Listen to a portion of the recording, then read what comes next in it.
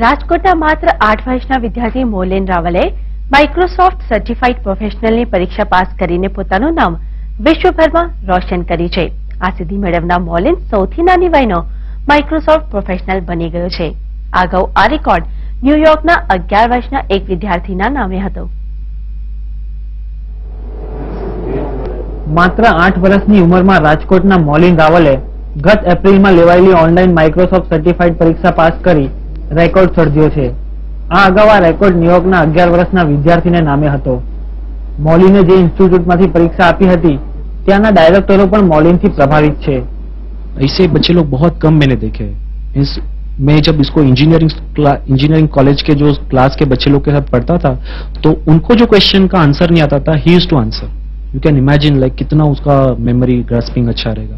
तो my plan is to teach him about Sun Solaris, स्विफ्ट्रिक्स, Cisco certification. अगर ये 10 साल में ये कंप्लीट कर पाता है तो पूरा वर्ल्ड उसको देखने को आने वाला है. મોલિન ચોથા ધોરણમાં ભણે છે, પરંતુ સ્કૂલ પૂરી થયા બાદ તે કોમ્પ્યુટર લેબમાં 6 કલાક સુધી અભ્યાસ કરે છે. મોલિનની ઈચ્છા કોમ્પ્યુટર એન્જિનિયર બનવાની છે. તેની સિદ્ધિથી તેના માતા પિતા પણ ઘણા ખુશ છે. બપોરના 3 વાગ્યાથી રાતના 8 કે 9 વાગ્યા સુધી અહીંયા કોલેજે રહી અને તૈયારી કરતો હતો. મને કોઈ પણ તકલીફ હતી તો કહેતો હતો. એમને પણ મને ખૂબ જ ગાઈડન્સ આપ્યું છે અને આજે મને ખુશી છે જ્યારે મને સમાચાર મળ્યા કે હું આખા વિશ્વનો સૌથી યંગેસ્ટ એમસીપી છું ત્યારે મને ખૂબ જ ખુશી થઈ છે.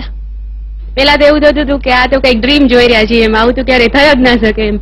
પણ ખરેખર જે અમે અત્યારે વાસ્તવિકતા અનુભવી રહ્યા છીએ કે ખરેખર અમારું સંતાન છે આટલું બધું આગળ વધ્યું છે અને હજી એને એટલો ઇન્ટરેસ્ટ છે કમ્પ્યુટર ફિલ્ડમાં અને એ જે રીતે આગળ વધવા માંગે છે તો અમને એટલી ખુશી થાય છે કે જે વર્ણન કરવા માટે મારી પાસે ખરેખર કોઈ શબ્દો નથી એમ કહું તો પણ ચાલે એમ. મોલિનની આ સિદ્ધિ બાદ ઇન્સ્ટિટ્યૂટના ડાયરેક્ટરો હવે બિલ ગેટ્સનો સંપર્ક સાધવાની કોશિશ કરે છે અને મોલિનનું નામ ગિનિસ બુક ઓફ વર્લ્ડ રેકોર્ડ્સમાં સામેલ થાય તેની રાહ જોઈ રહ્યા છે. સુરેશ પારેખ, આલ્ફા સમાચાર, રાજકોટ. તો આ હતા અત્યાર સુધીના આલ્ફા સમાચાર. વધુ સમાચાર સાથે ફરી મળીશું. નમસ્કાર.